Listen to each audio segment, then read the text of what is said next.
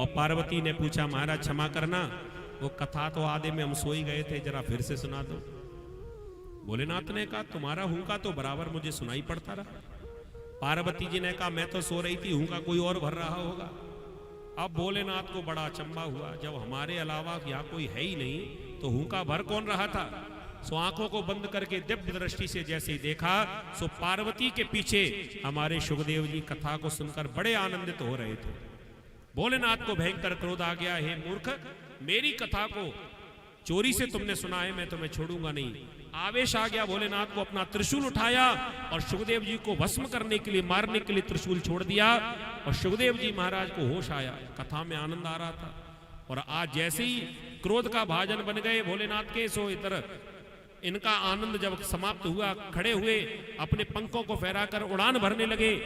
सबसे पहले व्यास जी का आश्रम दिखाई पड़ा, आगे आगे सुखदेव जी, पीछे पीछे भोलेनाथ का त्रिशूल, जहां जाए वहां त्रिशूल पीछा करता है। व्यास जी के आश्रम में छुपने के लिए जगह ढूंढने लगे, कहां जाएं। तो व्यास जी की पत्नी सामने बैठी थी, इनको बैठे बैठे उवासी आई। उवासी तो जानते हो ना आप लोग, आलस में जब मुंह खुलता है, उधर उनका मुंह खोलना हुआ और सुखदेव जी का पहुंचना हुआ। सोचा कि इससे बढ़िया जगह नहीं मिल सकती, उड़ते हुए आए और मुख में ही प्रवेश कर गए और व्यास पत्नी के मुख से सीधे पेट में जाकर छुप गए। त्रिशूल सामने खड़ा रह गए, क्योंकि आज्ञा मिली है सुखदेव जी को मारने को। अब सुखदेव जी व्यास पत्नी के उदर में, अब व्यास पत्नी को तो नहीं मार सकते, त्रिशूल खड़ा रह गया। पीछे भोलेनाथ आए, व्यास जी ने पहले तो स्वागत किया, महाराज कैसे भाग रहे हो।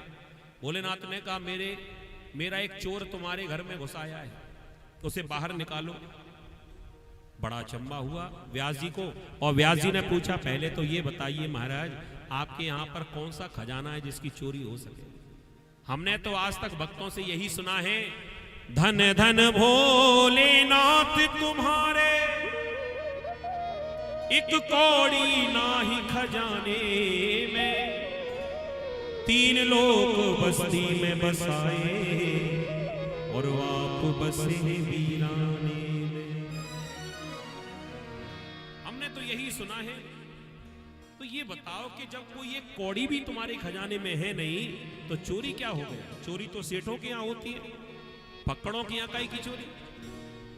भोलेनाथ दुखी हो गए, कह दिया कि पहले ही कुछ नहीं था और जो था वो भी चला गया। एक तोते ने हमारी चोरी सी कथा सुनी, वो तुम्हारे अभी आश्रम में घुस आया है, उसे बाहर निकालो, मैं उसे छोड़ूंगा नहीं। सुखदेव जी व्यास पत्नी के उदर में छुपे हुए हैं। व्यास जी ने पूछा क्या चोरी हो गया, कह दिया अमर कथा। सारी बात समझ में आ गई। व्यास जी बड़े विद्वान थे और व्यास जी ने कह दिया भोलेनाथ क्षमा करना, हमें तो ऐसा लगता है कि कल की भांग अभी तक उतरी नहीं है, अभी भी नशे में चूर हो। क्या मतलब, कह दिया सीधी सी बात है, चलो हमारी छोड़ो, आप ही बता दो अमर कथा का प्रभाव क्या है। भोलेनाथ ने कह दिया जो अमर कथा सुन लेगा वो कभी मर नहीं सकता। भोलेनाथ ने कहा नशा ही तो बोल रहा है, आप ही के वाणी से जिसने अमर कथा सुन ली हो, अब आप ही बता दो वो मरेगा कैसे। भोलेनाथ को होश आया, राम राम मैं तो भूल ही गया, जिसने अमर कथा सुन ली है उसे मैं क्या, उसे दुनिया में कोई मार ही नहीं सकता, वो तो अमर हो चुका है।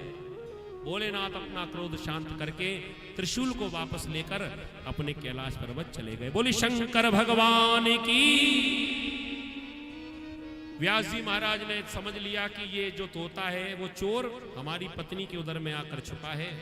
तो कह दिया कोई बात नहीं, तुम भगवान के भक्त हो, अमर कथा सुनकर आए हो, अब तुम मर नहीं सकते, बाहर आ जाओ, खतरा टल चुका है। भीतर से आवाज आई कि महाराज मैं तो बाहर नहीं आऊंगा। क्यों? थोड़ी देर के लिए अंडे से बाहर आया था, सो भोलेनाथ का त्रिशूल पीछे कर पड़ गया, और अब मां के उधर से बाहर आऊंगा तो कहीं दूसरे देवता का आयुध पीछे ना पड़ जाए, मैं अब बाहर नहीं आऊंगा। व्यास जी महाराज कहने लगे कि बेटा अब तुम मेरे वास्तव में ही पुत्र हो गए, क्योंकि मेरे पत्नी के पेट में छुपे हो और वहां से बाहर निकलोगे तो माता का और पुत्र का नाता हो जाएगा। तो वो तुम्हारी माता है और मैं उसका पति हूं, तो मैं तुम्हारा पिता। तो इस नाते पिता की आज्ञा नहीं मानोगे? कह दिया मैं बाहर नहीं आऊंगा पिता, क्योंकि जब तक मैया के उदर में हूं तब तक भगवान का नाम मुझे भली भांति याद है। गोस्वामी तुलसीदास जी रामायण में लिखते हैं ना, भूमि परत भाव ढावर पानी जिम जीवहि माया लिपटानी। ये वर्षा की जो बूंद होती ना, जल, ये बड़ा पवित्र होता है, लेकिन ये पवित्र तब तक है जब तक पृथ्वी का स्पर्श नहीं हुआ।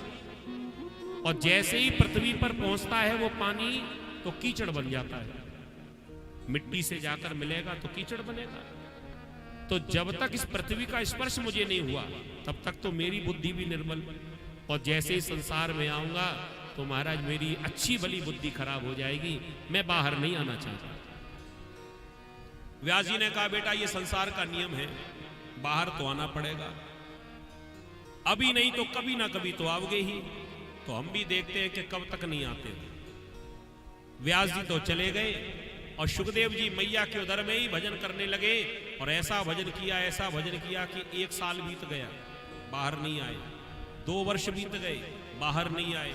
3 वर्ष बीत गए, बाहर नहीं आए। लगातार 12 वर्ष बीत गए, 12 वर्षों तक भी बाहर नहीं आए। तब व्यास जी ने कहा बेटा अब तो बहुत दिनों से इंतजार कर रहे हैं कि एक बार बेटे का मुंह देख लें, अब हम भी बूढ़े हो रहे हैं, आ जाओ बाहर, तुम्हारा दर्शन करना चाहते हैं। तब सुखदेव जी ने शर्त रख दी, थोड़ा ई को कम करो मोनू, इसका कह दिया मैं बाहर तभी आऊंगा जब भगवान नारायण आकर मुझे आशीर्वाद दें कि मेरी माया तुम्हारा कुछ नहीं बिगाड़ी। व्यास जी महाराज विवश हो गए, बेटे का मुंह देखना है तो भगवान से प्रार्थना करनी पड़ेगी। सो भगवान नारायण को बुला लिया, भगवान नारायण प्रकट हुए और भगवान नारायण ने आशीर्वाद दिया, बेटा सुखदेव मैं तुम्हें आशीर्वाद देता हूं, मेरी माया तुम्हारा कुछ भी नहीं बिगाड़ेगी, बाहर आ जाओ। इतना कहकर भगवान नारायण अंतर ध्यान हुए और तत्रात् भवत भगवान व्यास पुत्रो, और उसी जगह पर हमारे भगवान के स्थान पर व्यास पुत्र के रूप में सुखदेव जी महाराज प्रकट हो गए। बोले सुखदेव जी महाराज की। ये कथा थी कोस की संहिता की।